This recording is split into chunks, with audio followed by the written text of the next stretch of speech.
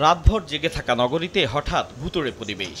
পুরো রাজধানী যেন অন্ধকারে ঢাকা। লোডশেডিংয়ে বিভিন্ন সময় কিছু এলাকা আলোহীন থাকলেও একসঙ্গে প্রায় পুরো ঢাকা শহরে বিদ্যুৎ না থাকা অপরিচিত ঘটনা।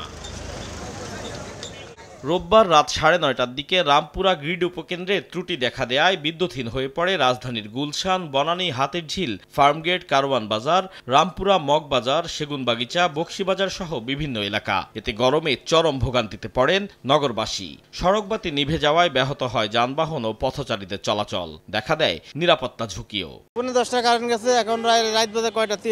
12টার উপরে বাজে মনে হয়, 12:30 বাজে এখনো কারেন্ট নাই। এই গরমে রাস্তা হাঁটতে আছি, আর কি করুম। একটা করে দিতেছে, বুঝছেন। ধানমন্ডি এগুলো ছিল না, একটু আগে দিছে, এখন এই জায়গা দিতেছে না। এই আতিঝিল গেছে, ওখানে দেয় নাই, আমগুলো নাই, কিন্তু এত সময় দেখি না থাকতে, আর হয় না এত সময়। এখন যে কিনলে কয় আল্লাহ জানে। প্রচণ্ড গরম পড়তে আসছে, এখন কি করব, উপায় নেই। বাসায় প্রচুর গরম, এই জন্য রাস্তার পাশে বসে রয়েছি। 2.5 ঘন্টা পর উপকেন্দ্রটির সমস্যা সমাধান করে কর্তৃপক্ষ। পরে আলো ফিরতে শুরু করে তিলোত্তমা শহরে।